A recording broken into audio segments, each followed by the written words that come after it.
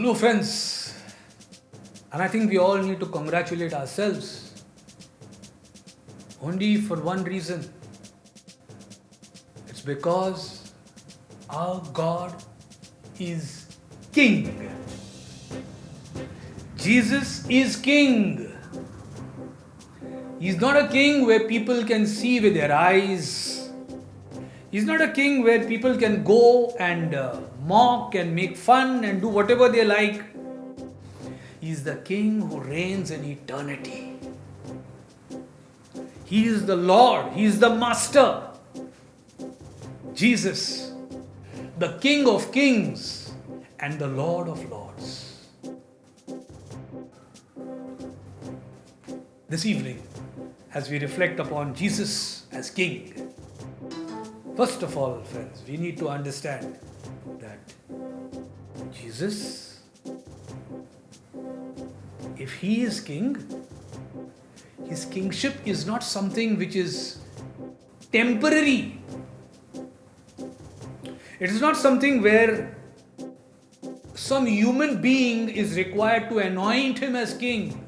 He is the eternal King. He was, He is, He will always be King.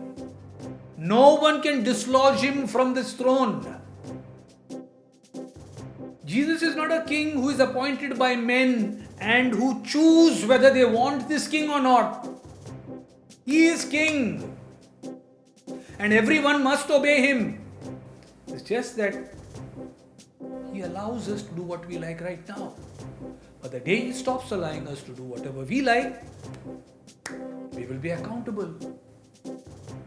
But this evening, as we speak and as we share about Jesus and our relationship with this King, first of all, friends, let us realize that God and Jesus as King, He gives us the option. So the first point about the kingship of Jesus and our relationship with Him is, do we accept Jesus as King? That's the first point.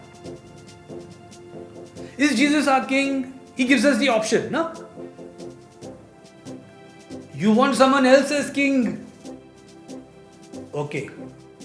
So since we are there watching this program, it's obvious that we have decided and we say, okay, Jesus, okay, you be our King. In name, Jesus is our King in name. Just because we say, yes, Jesus, you are our King, there are rules and regulations. Like say now, when we accept Jesus as King, or anybody as King, even a human being, if we accept somebody as a Prime Minister or the King of a country or something or the other, there is a constitution which lays down the rules and regulations. And so it is with Jesus. So it is with God our King. Jesus is our God and our King. He has determined rules and regulations which are there, like you have blessings and curses in the book of Deuteronomy chapter 11 verses 26 to 29 and Joshua chapter 24 verse 15. Me and my family, we will choose the Lord even if other people do not choose. We will choose the Lord. God gives us the 10 commandments and He gives us so many other, it's not rules and regulations, but it is the way we behave in life. So if Jesus is our King, just going and saying, yes, Jesus is our King and Jesus is mighty and He is powerful and He is glorious, what does it mean to you and me in our personal lives? Are we subject to this King?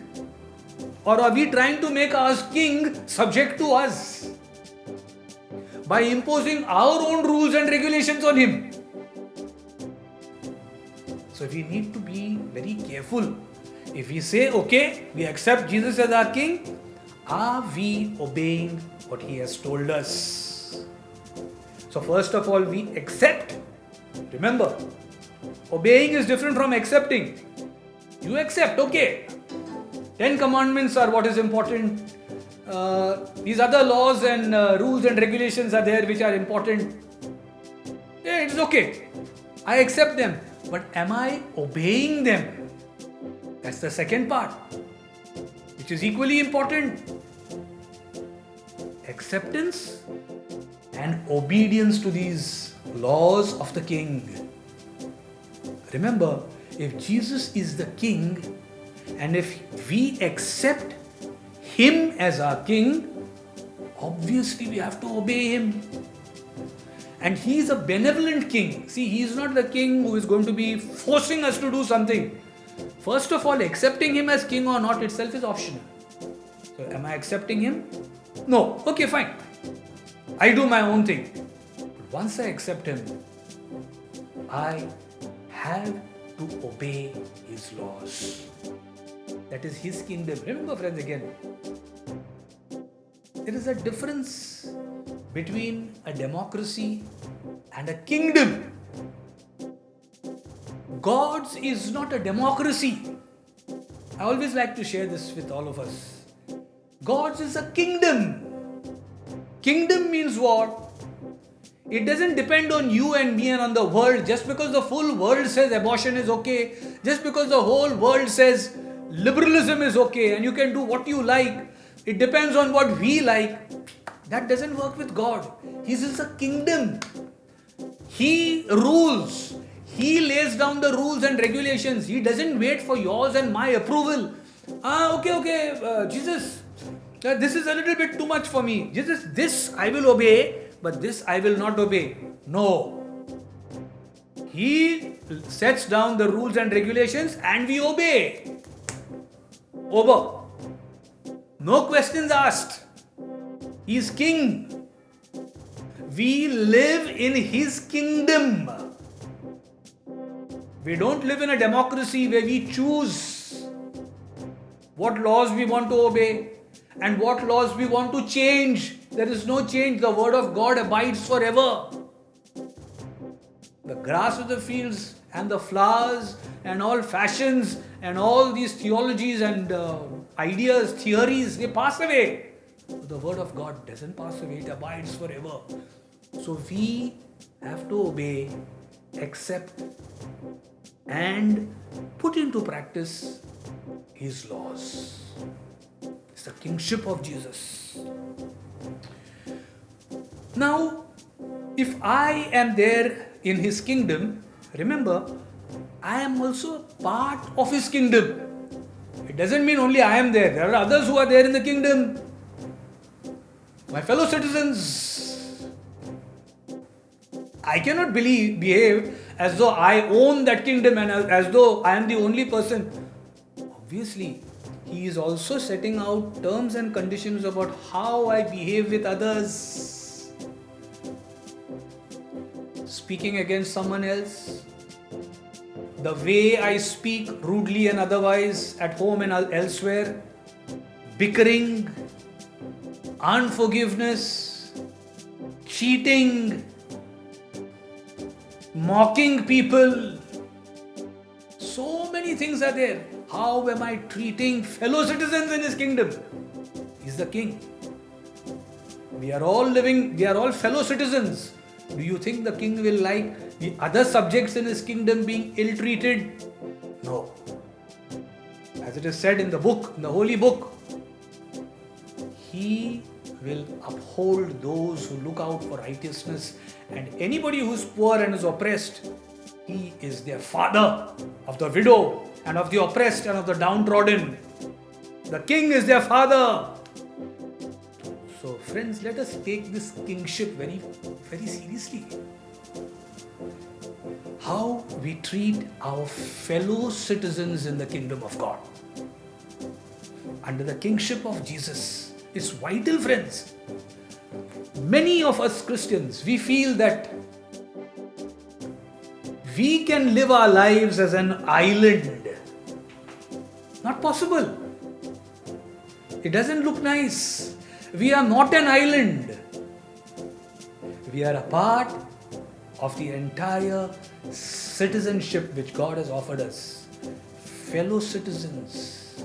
And remember, our citizenship is not only of the earth, but also of the heavenly kingdom. That brings me to the next point. If I am a subject of the king, I am also entitled to all the privileges and benefits of his kingdom. So don't feel that he is only imposing laws and rules and regulations. Whatever benefits are there of the kingdom, like if we are there in this earthly kingdom of the world, if you are working in a job and they are giving you leave fare concession and so amount of leave and other benefits which you are getting, you are getting it from your employer. So it is with the country. If you are entitled to certain things, you will get it. So the same thing happens with God, who is our King. If we are in his kingdom, we are entitled to all the privileges and benefits that he is giving us. First thing is, friends, a sense of self-identity. We belong to Christ. You and I are no more individuals, but we are Christians. No more am I Sunny. No more are you so and so and so and so. No. We have the identity of the King,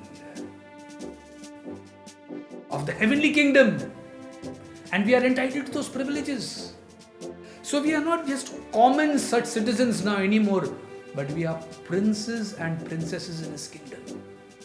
What a privilege we have. And along with that comes not just this earthly life, but eternal life. Because that's another privilege we have of the kingdom of God. Eternal life. All the privileges which are available in his kingdom. You have the gifts which he gives us. Wisdom, knowledge, counsel, fortitude, piety, understanding, fear of the Lord. You have the charisms, healing, deliverance, preaching, teaching, faith. So many charisms are there.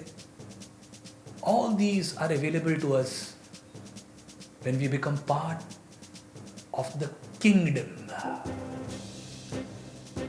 But remember, friends, if we are going to be part of that kingdom, we also need to be behaving like princes and princesses, not like animals, not crude, not vulgar, not overbearing, but manifesting the fruit, his character, the character of the king. Because the king wants his subjects to be like him, peaceful, kind, patient, understanding, gentle, self-controlled, loving, joyful. So we need to manifest his character. Then people can identify us. These people are different from the rest of the world. So this is another characteristic of being a part of the kingdom, the kingship of Jesus. A nice idea which came up as I was thinking about this is, in the Gospel of Matthew, chapter 27, verses 37 to 39, nicely Matthew has spoken there about how Jesus was crucified between two thieves. And above him was written, Jesus of Nazareth, the King of the Jews. And such a beautiful thing it is actually for us to understand that Jesus was born. Though he was a king, he was born in humility. Now see, even when he was dying, he was actually labeled Jesus of Nazareth, King of the Jews. Okay, the king was there in the middle, but he was in the presence of whom?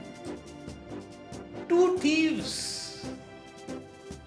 Which means that the king is present to his people irrespective of their condition. He is there with his people even when they were dying, even when he was dying. He was present between two thieves. So the King is present with us irrespective of our condition. You're good, you're bad, you're wayward, you're making an effort to come back. The King is there. He was there on the cross. One was a good thief, one was the bad thief. He did not leave. He was there with them even at that point of time, making us aware that whatever condition we are, the King, that's why it was written there, Jesus of Nazareth, King of the Jews. We are also the New Jerusalem. Jesus is with us. King Emmanuel. When he was born, he was called Emmanuel, God with us. When he was crucified, again, God with us in the presence of thieves. How many of us are thieves, friends? We are thieves of spoiling other people's names, of stealing on the quiet, stealing someone else's something, so many things. Let us not try and label ourselves as innocent people. We are all, in our own ways, thieves. Jesus is with us. But he's asking us a question. Which side are you on? The good thief, the bad thief? What are you going to choose? What am I going to choose? But God is with us. The King is with us, even at that juncture. And then the subjects, if we are the subjects of the King, of Jesus, the King, Christ the King, what do? All the subjects normally, when there are kings, they go and they give him gifts. Coming back to Christmas Day, Matthew chapter 2 verses 1 to 11, the three wise men came from the east. They came and they bowed down and they worshipped the King. And what did they offer him? Gold, frankincense and myrrh. Gold. We can give, my friends, we can give our golden hearts to Jesus. We need to constantly give it to him, our hearts. Because as the scripture says in the Old Testament, no, the heart is deceptive above all things. We think that we are doing something which is good, but at the back of our mind there is something evil, there is something devious. We need to constantly give our hearts of gold to Jesus, for him to purify. Because how is gold? Gold is not just got from the mines properly. It is full of impurities. So if the three wise men, or it's not written even three, sorry for making that mistake, it's written the wise men came from the east. So we also as wise people, we are going to God and Jesus and the King, and we are giving him our heart. The dirty heart, the impure heart. Gold being purified for him, for purification, so that he removes that dross, all the dirt, and only the pure gold which is there will remain with the King. So we offer him gold, frankincense, incense, that is the incense of our good works, blessing people, sacrifices which we can make, and myrrh, preparation for a good death. We offer gifts to our King.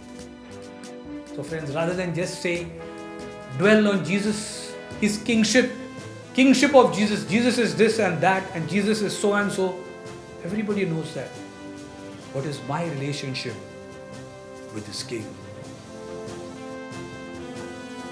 Let us all, my friends, subject ourselves to this King. Enjoy being in his kingdom. Give him glory and praise. and continue to follow Him willingly, obediently, with all our hearts, with all our soul, and with all our strength.